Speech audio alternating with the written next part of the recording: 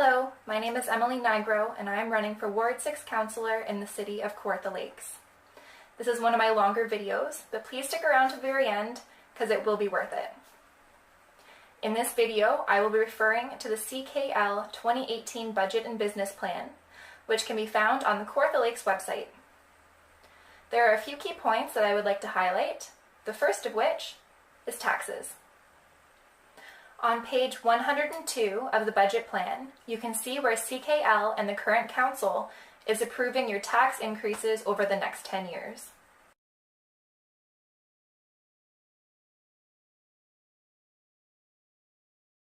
Now, keeping in mind this tax rate is compounding, which means that each increase will be added on top of the other.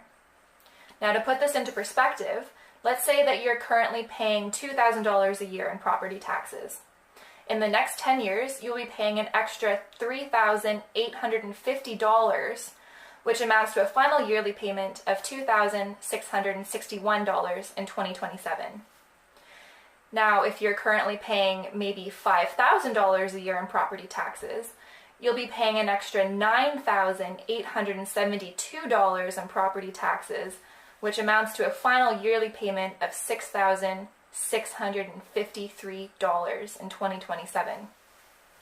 You can see how on the surface a 3% tax increase per year seems small, but as you compound the percentage over multiple years, you're actually paying a significant amount of money out of pocket. Now, while I let that sink in, keep that in mind while we talk about debt, which is the next key point. So page 103 lists the total debt that the city has incurred on the capital budget. This debt totals in at $53.2 million, which is dangerously close to the annual repayment limit of $57.9 million. On page 112, the total debt incurred by the city on the water and wastewater budget is at $44.8 million, which is also dangerously close to the annual repayment limit of $49.5.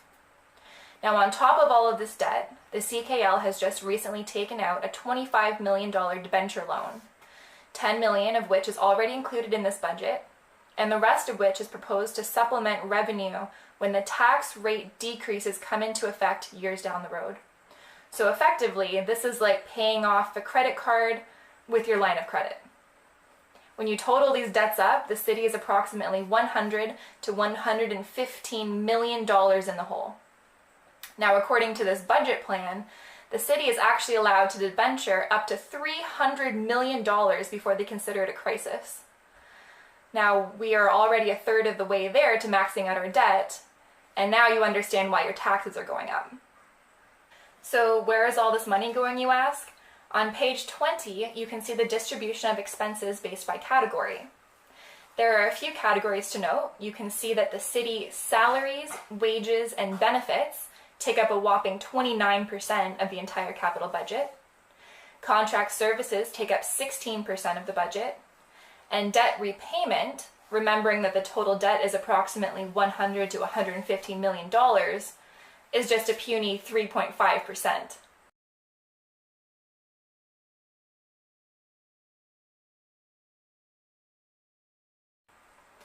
I wonder how long it will take to repay back the $100 million at a 3.5% repayment rate, assuming that our debt will remain the same. I could be retired by then.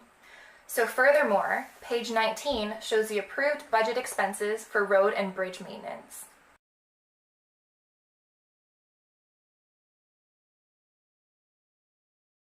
In the past 3 years alone, approximately $60 million has been allocated for this purpose.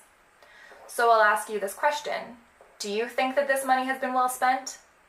If you will recall my roads video, you will see that it definitely hasn't done much to improve conditions in Ward 6.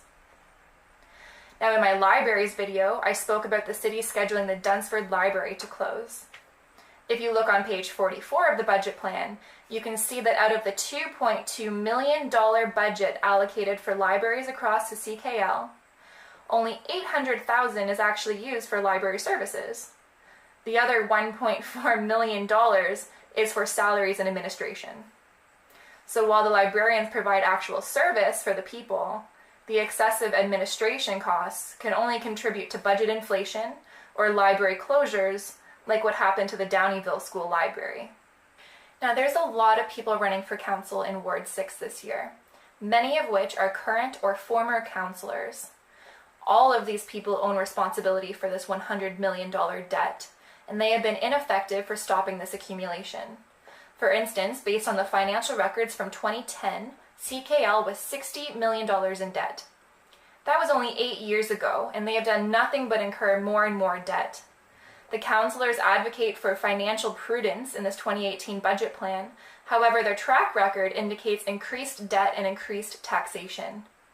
Are these the people that you want to represent you in the upcoming election? The city budget has gotten way out of hand, and it's time to trim some fat and bring more of the tax dollars back to the taxpayers and the Ward 6 community. We are being treated as second-class citizens with horrible road conditions, service closures, and unfair taxation. This is why I'm running for council. It's time to get a handle on our finances before we find ourselves at that $300 million debenture limit and a bankrupted city. Now, if that's not enough for you, consider this. The current mayor and council is rendering a project to renovate the council chambers to accommodate the change from 16 councillors to 8 and replace some crown molding. The council has budgeted a whopping $490,000 for this project, even though we probably could have just removed the 8 chairs. It looks like that crown molding is more important than the use of our Dunsford Library or proper road maintenance for our rural areas.